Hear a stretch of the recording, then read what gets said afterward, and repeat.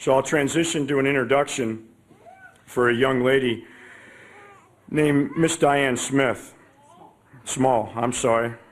There you go. The infantry guy that can't read. I need new glasses. We've only met a couple of times, and every time I got it right until I'm standing in front of you guys. But Miss Diane Small has been a life member of the Ladies Auxiliary of the Veterans of Foreign Wars. Her father was career Navy and a veteran of both the Korean War and the Vietnam War. So we are here today because of veterans like that from our previous wars, and we should never forget the sacrifices that they've made. And she hasn't, and that's what she brings every day to work when she does her job. She's currently the Vice President of this Ladies Auxiliary for the entire state of Washington, and she has been a driving force behind this and many other projects that we've been beneficiaries of. So I appreciate personally and professionally all of her research and all of her work that she's done to make Project Protect come not only to Fort Lewis, but she's done that with our other military services around the Puget Sound area.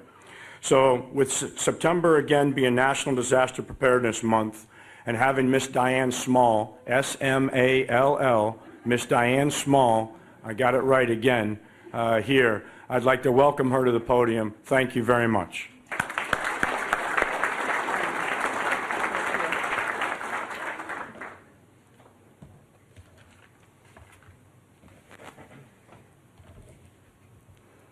Hi, everyone.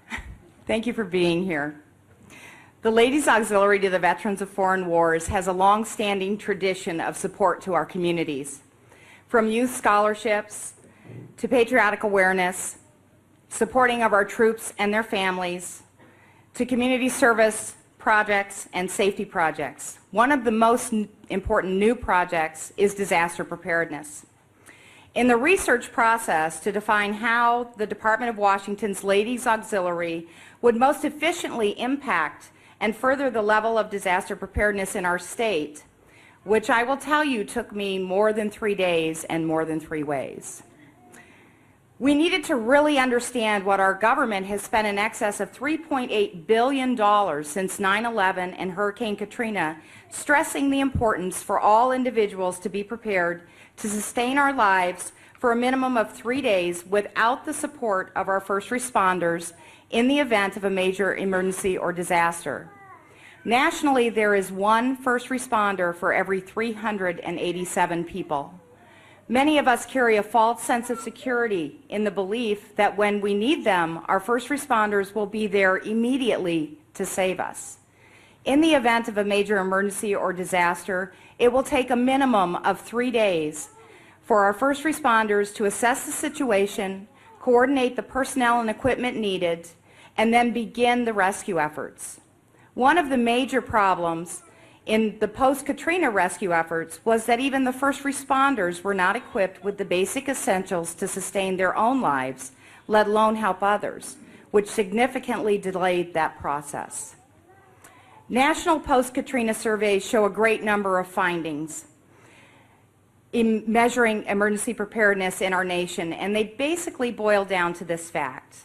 98% of people surveyed have a heightened awareness of the need for personal emergency preparedness. However, 96% have still done nothing to prepare. Some of the most prominent reasons cited are not knowing what to do, not having the time to research and implement an emergency kit and plan, and believing the financial burden. It became very apparent the best way for the Ladies Auxiliary to impact our citizens' emergency preparedness was to create programs that would provide easy access to high-quality, ready-made emergency preparedness kits, to secure funding through charitable donations and grants to provide these life-saving kits free to all junior enlisted military personnel and their immediate family members, and to promote the free emergency preparedness education available through our local emergency management offices. To this end, our Project Protect and Prepare programs were born and have brought us here today. Almost 3 years since the first kit distribution on Whidbey Island, which was 4 days before a hurricane-force windstorm hit our island, which is where I live, and it shut down the island for 7+ days. Many of the items that were given in these kits 4 days prior were used by these junior enlisted families during this shutdown in this crisis, so you never know when you're going to need it. We're very proud to share with you that the 3-day emergency preparedness kits, which I will tell you have a 5-year shelf life, that you'll be receiving here today are locally produced by a service-disabled, veteran-owned and operated company with 30 years experience in the preparedness arena. American Preparedness is the sole provider of emergency kits to the American Red Cross and the United States government. And they have been a tremendous supporter of our Project Protect program and have become a collaborating partner in furthering the mission of this vital program, and have also donated kits to our cause. Please help me welcome the founder and president of American Preparedness, as I like to call him, the emergency preparedness guru, Mr. Jeff Getty.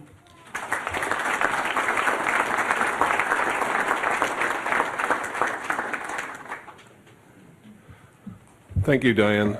I'm former Army NCO 65 to 69, and I do appreciate your introduction. I'm not embarrassed of my age. I'm glad to have made it this long.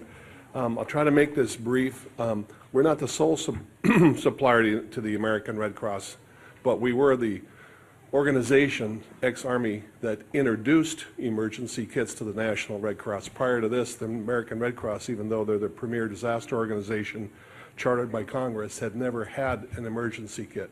Army veterans took their basic survival pack from that time period, and it culminated into this one-person, 3-day standard emergency preparedness kit. This has gone through the National Red Cross PDM, Product Development Marketing. It's also on GSA. And the reason I tell you that is so you have some idea of the amount of time and effort that went in to make a standard kit that was affordable. This has 2 sources of light. It has the food and water, basic for 3 days. This is the basic. We recommend more. You also have a poncho, space blanket, a whistle. Most of you know you could probably scream for a couple hours, but after that your voice gives out. First aid, emergency preparedness, and with the pandemic, flu that's being touted as possibly one of the worst since 1918, it has the contents of what you need for a flu kit, which is the N95 particulate mask, basic non-latex gloves, wipes, and bandages. The light sticks, 12 hours, that's the first 2 nights. You have a D flashlight for interim light needs. And you also have a biohazard pack if you're confined to a certain area for bodily waste. The kit weighs 6 pounds and should take care of most of your needs. However, if you've got diabetes, thyroid issues, some other issues, put your medication in here. There's extra room. Somebody has a disability need, you can enter it in here. They recommend you also keep some cash in your emergency kit. Probably not too likely, but it is recommended. And it's also recommended you keep it in the back of your vehicle on the floor, so if you're trapped, you can I'd like to gain thank you access. for your attention and your attendance here today. We will continue the Project Protect program not only within Washington borders, but across the nation. Through the mission of our program to provide these life-saving kits, we will develop further relationships and financial partnerships with government officials, businesses, civic organizations, and individuals interested in giving something back to our servicemen and women who continually put their lives on the line, and to their families who sacrifice to support them so they can continue to protect the freedoms and rights that we all enjoy every day.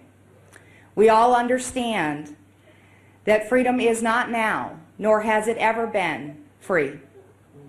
In the words of Sir Winston Churchill, never have so many owed so much to so few.